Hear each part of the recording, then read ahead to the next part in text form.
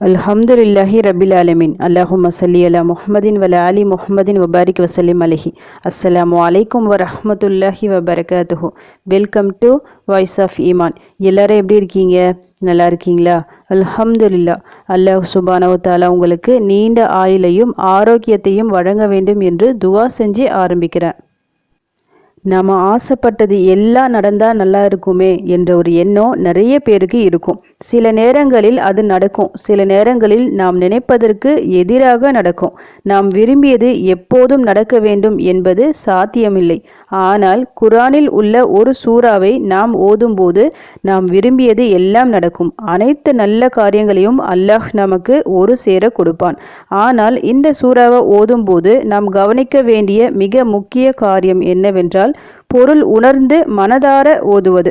சும்மா அப்படியே ஓதிட்டு போனா பலன் இருக்காது. ஒவ்வொரு வார்த்தையையும் வரிகளையும் மனதில் நிறுத்தி புரிந்து அனுபவித்து ஓதணும். இப்படி ஓதுனா மட்டுமே தான் நம்ம நினச்சது நடக்கும். இந்த சூறாவை ஓதி அல்லாஹ்விடம் நீங்கள் துவா செய்யும் போது நீங்கள் கேட்டதை அல்லாஹ் தருவான். எல்லாருக்கும் தெரிஞ்ச சூறா தான் இது. ஆனால் நிறைய பேர் இதனோட பொருள் என்ன, எந்த சூழ்நிலையில் இது இறக்கப்பட்டது, இதை ஓதுறதால நமக்கு என்னென்ன நன்மைகள் கிடைக்கும் என தெரியாமல் ஓதிட்டு இருப்பீங்க. இனி தெரிஞ்சு இந்த சூறாவை ஓதி பாருங்க. உங்கள் வாழ்க்கையில் எந்த அளவுக்கு மாற்றங்கள் நடக்க போகுதுன்னு மட்டும் பொறுத்திருந்து பாருங்க. எந்த ஒரு சூறாவுக்கும் இல்லாத ஒரு சிறப்பு இந்த சூறாவிற்கு இருக்கு. இந்த சூறாவை ஒரு முறை ஓதுவது குர்ஆனின் 1/3 பகுதியை ஓதியதற்கு சமம். அப்போ 3 முறை ஓதுனா முழு குர்ஆனை ஓதியதற்கு சமம். இப்போ உங்களுக்கு தெரிஞ்சிருக்கும் நினைக்கிறேன் எந்த சூறாவை நான் சொல்றேன். சூரா இக்லாஸ் தான் அது. எந்த ஒரு சூறாவையும் இத்தனை முறை ஓதுனா முழு குர்ஆனையும் ஓதியதற்கு சமம் என இல்லை. ஆனால் சூரா இக்லாஸை 3 முறை ஓதுனா அந்த நன்மை நமக்கு கிடைக்கிறது. முழு குர்ஆனை ஒரு நாளில் ஓதி முடிக்க மிக கஷ்டம். ஆனால் இந்த சூறா ஓதுவதன் மூலம் நமக்கு அந்த நன்மை பாக்கியம் கிடைக்கிறது. குறைந்த நேரத்தில் அதிக நன்மைகளை பெற்றுத்தரும் அமல்களில் இதுவும் ஒன்று. நபி ஸல்லல்லாஹு அலைஹி வஸல்லம் அவர்கள் ஃபஜ்ருக்கு முன் சுன்னத்திலும் மஹ்ரிப் தொழுகையின் பின் சுன்னத்திலும் வித்ர் தொழுகையிலும் இந்த சூறாவை ஓதுபவர்களாக இருந்துள்ளார்கள். மேலும் நாம் ஹஜ் உம்ரா செய்யும் போது அங்கு மகாமோ இப்ராஹிம் என்ற இடத்தில் 2 ரக்காத் தொழுவோம். அதில் முதல் ரக்காத்தில் சூரா இக்லாஸை தான் ஓத வேண்டும். நபி அவர்கள் அப்படித்தான் ஓதி தொழுதார்கள். இப்படி சிறப்பான முக்கிய தொழுகைகளில் இந்த சூறாவை ஓதி தொழப்படுகிறது. ஒருவர் சூரா இக்லாஸை திரும்ப திரும்ப ஓதுபவர்களாக இருந்தார்கள். அதை கேட்ட நபி ஸல்லல்லாஹு அலைஹி வஸல்லம் அவர்கள் இவருக்கு ஸ்வர்க்கம் கடமையாகிவிட்டது என கூறினார்கள்.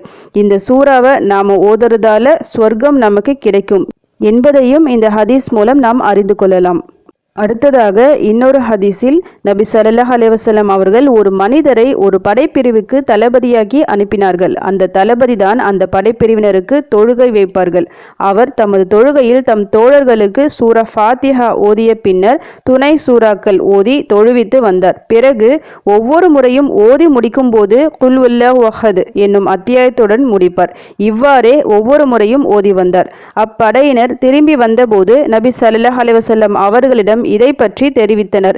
அப்போது நபி ஸல்லல்லாஹு அலைஹி வஸல்லம் அவர்கள் எதற்காக இப்படி செய்கிறார் என்று அவரிடமே கேளுங்கள் என்று கூற அவர்களும் அவரிடம் கேட்டனர். அதற்கு அவர், இந்த சூரா இக்லாஸை நான் தொடர்ந்து ஓத விரும்புகிறேன். ஏனென்றால் அந்த அத்தியாயம் பேரருளாளன் ஏகத்துவ பண்புகளை எடுத்துரைக்கின்றது. நான் அதை அதிகமாக ஓதுவதை விரும்புகின்றேன் என்று சொன்னார். இதை கேள்விப்பட்ட நபி ஸல்லல்லாஹு அலைஹி வஸல்லம் அவர்கள், அல்லாஹ் அவரை நேசிக்கிறான் என்று அவருக்கு தெரிவியுங்கள் என்று கூறினார்கள். ஒருவர் இந்த அத்தியாயத்தின் பொருளை விளங்கி ஓதுவரானால் அல்லாஹ் அவரை நிச்சயமாக நேசிப்பான் என்பதை இந்த ஹதீஸ் மூலம் நாம் விளங்கிக் கொள்ள முடியும். அல்லாஹ்விற்கு அவரை பிடித்துவிட்டால் அவர் நினைப்பதெல்லாம் கிடைக்கும். இந்த சூறாவிற்கு 4 வரிகள்தான். மிக சிறிய சூறா இது.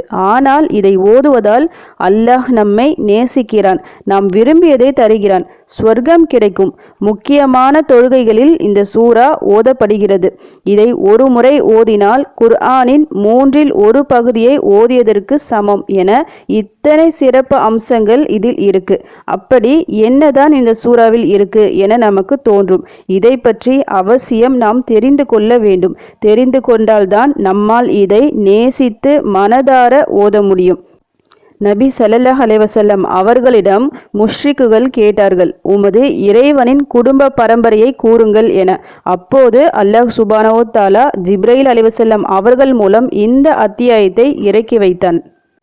குல் ஹுவல்லாஹு அஹத், அல்லாஹ் ஒருவனே, அல்லாஹு ஸமத், அல்லாஹ் தேவைகளற்றவன், லம் யலித் வலம் யூலத், அவன் யாரையும் பெறவும் இல்லை யாருக்கும் பிறக்கவும் இல்லை, வலம் யகுல்லஹு குஃபுவன் அஹத், அவனுக்கு நிகராக எதுவும் இல்லை.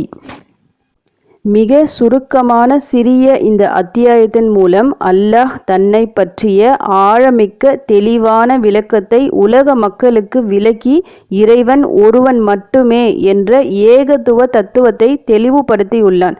முதலாவது வசனத்தின் மூலம் பல கடவுள் கொள்கையை இல்லாமல் ஆக்கி இறைவன் ஒருவன் என்பதை உறுதிப்படுத்தியுள்ளான்.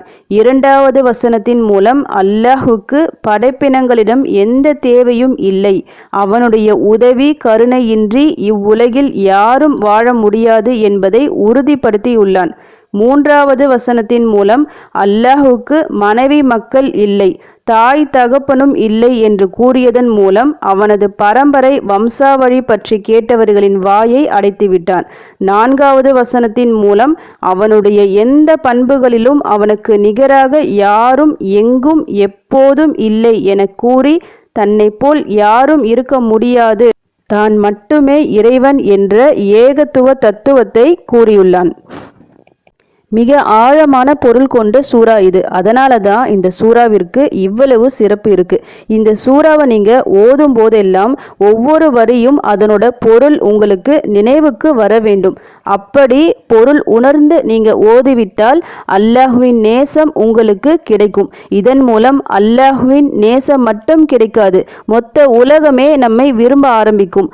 அல்லாஹ் ஒரு மனிதரை நேசித்து விட்டால் ஜிப்ரீல் அலைஹிஸ்ஸலாம் அவர்களிடம் கூறுவான், நான் இந்த மனிதரை நேசிக்கிறேன், நீங்களும் நேசியுங்கள் என்று. ஜிப்ரீல் அலைஹிஸ்ஸலாம் அவர்களும் அவரை நேசிப்பார்கள். பிறகு மற்ற மலக்குமார்களிடம் கூறுவார்கள், அவர்களும் அவரை நேசிக்க ஆரம்பிப்பார்கள். பிறகு அந்த நேசம் இந்த உலகம் முழுக்க பரவி மக்கள் அனைவரும் அவரை நேசிக்க ஆரம்பிப்பார்கள். அதனால் அல்லாஹுவின் நேசம் மிக முக்கியம். அவனின் நேசம் மட்டும் நமக்கு கிடைத்துவிட்டால் எதையும் நாம் தேடி போக தேவையில்லை. அனைத்து செல்வங்களும் நலன்களும் நம்மை தேடி வரும். இப்படிப்பட்ட பெரிய ஒரு விஷயத்த நம்ம அனைவருக்கும் மனப்பாடமாக தெரிஞ்ச சின்ன இந்த சூறா நமக்கு பெற்று தருகிறது. அதனால இந்த சூறாவை மனசார ஓதுங்க. நீங்க செய்யும் துவாக்களில் இந்த சூறாவை ஒரு 3 முறையாவது ஓதி பிறகு அல்லாஹ்விடம் துவா செய்யுங்க. நைட்டு ஒரு 2 ரக்காத் தொழுது இந்த சூறாவை ஓதி துவா கேளுங்க. நிச்சயம் நீங்க ஆசைப்பட்டது எல்லாம் நடக்கும் அத்தனை விஷயங்களும் உங்களுக்கு சாதகமாக இருக்கும் இன்ஷா அல்லாஹ். அல்லாஹ்வின் அன்பை பெற்றவர்களாக வாழும் பாக்கியத்தை அல்லாஹ் சுப்ஹானஹு வ தஆலா நம் அனைவருக்கும் தந்தருள்வானாக. ஆமீன். அல்ஹம்துலில்லாஹ். இந்த வீடியோ உங்கள் எல்லாருக்கும் யூஸ்ஃபுல்லாக இருந்திருக்கும்னு நினைக்கிறேன். நீங்கள் தெரிஞ்ச இந்த விஷயத்தை மற்றவங்களுக்கும் தெரியப்படுத்துங்க. இந்த வீடியோவை அதிகமாக ஷேர் பண்ணுங்கள். இன்ஷா அல்லாஹ் அடுத்த பதிவில் சந்திக்கலாம். ஜஸக்கல்லாஹு கைரன் கசீரா. அஸ்ஸலாமு அலைக்கும் வரஹ்மத்துல்லாஹி வபரகாத்துஹு.